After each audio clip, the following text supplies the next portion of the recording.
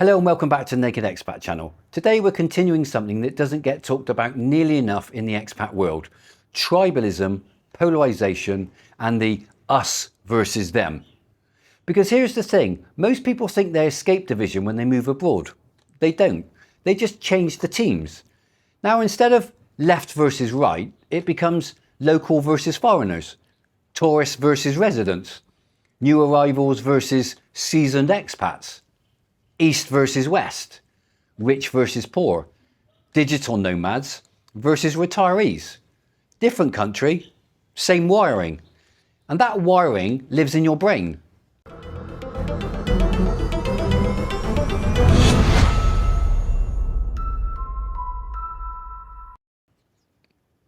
You shouldn't forget that the expat brain is still a tribal brain. Your brain did not evolve for global citizenship. It evolved for small groups, limited resources, constant threat, which means your brain is really good at doing just one dangerous thing, separating the world into my people and those people. You can move 8,000 miles around the world, but your brain still looks for a tribe the moment you land. Who feels safe? Who feels familiar? Who talks like me? Who thinks like me? And who agrees with me? And once that sorting starts, empathy goes up for your group and goes down for everybody else. That's not ideology, that's biology. Expats fall into camps really fast. You see this everywhere. Facebook expat groups, country forums, barroom expat politics, visa discussions, dating debates, local cultural arguments. Within weeks, people stop saying, people do things differently here, and they start saying, these people are like this. That's dehumanization beginning, not hatred, just simplification. And the brain loves simplification.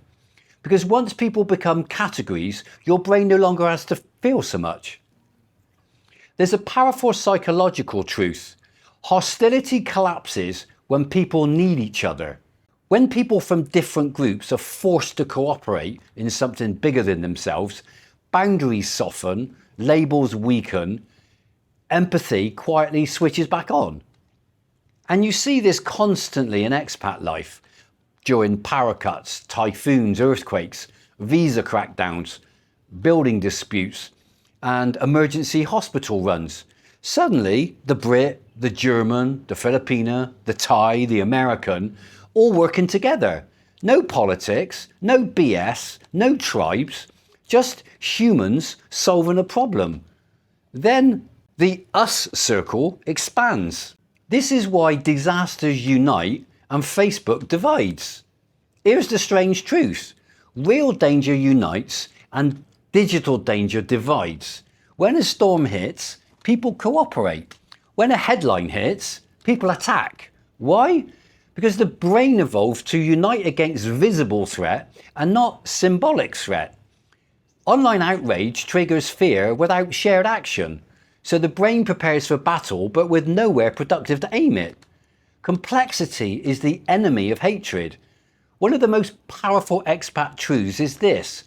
It's very hard to hate someone once you know their kids, their struggles, their illnesses, their financial needs, their loneliness, and their fears. Hatred feeds on distance. Empathy feeds on familiarity.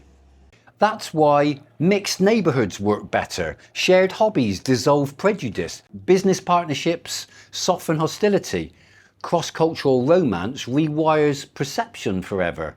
You stop seeing a local, a foreigner, a Westerner, a poor person, a rich person, and start seeing a person.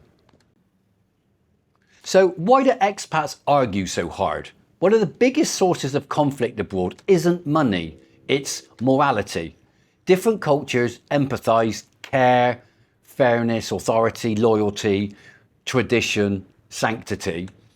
Expats often speak in fairness and logic. Local cultures often speak in hierarchy and tradition. Both sides think they're being morally right. They're just tasting different flavours. And when you don't realise that, every debate becomes, you're wrong, no, you're wrong. Instead of, oh, we're solving different moral puzzles. This is why story heals better than argument.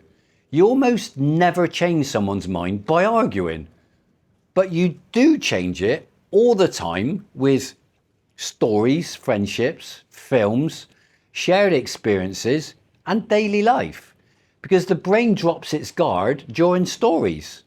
That's why dating across cultures works better than debating culture. Working alongside locals works better than criticising locals. Living inside the system works better than judging the system. Perspective doesn't arrive through confrontation, it sneaks in through connection. So let's look at plasticity, because you can rewire your expat brain. Your brain is not fixed. It rewires based on environment, relationships, your routines, emotional exposure, and daily behaviour, which means you're either training your brain for fear or training it for understanding every single day. If you only consume expat outrage, political rage, cultural shock horror stories, your brain becomes a threat scanner. If you consume friendships, shared meals, daily conversations, and embrace mixed communities, your brain becomes a bridge builder. The big lie, of course, is that moving abroad makes you open-minded. No, it doesn't. Moving abroad gives you the chance to become open-minded. Some people expand, others harden.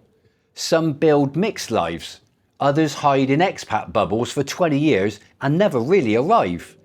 Your location doesn't change your mind, your behaviour does. So try to discover the candle of empathy. Division thrives when we forget something very simple. The person across from you has fears, hopes, regrets, dreams, family guilt, financial pressure, and private pain, just like you. The moment we flatten someone into locals, foreigners, women, men, old, young, rich, poor, empathy dims. And once empathy dims, everything gets easier to justify. Mockery, disrespect, contempt, hatred. Your job as an expat, whether you realise it or not, is to guard that candle. Because once it goes out, you just don't lose connection with others, you lose something inside yourself too. If you enjoyed this video, please do me a huge favour, like, subscribe and share it with somebody else who may also enjoy it. And do consider becoming a channel member for exclusive discounts, early access to most of my new videos, and soon a weekly members only live stream. Thank you for watching, and as always, enjoy.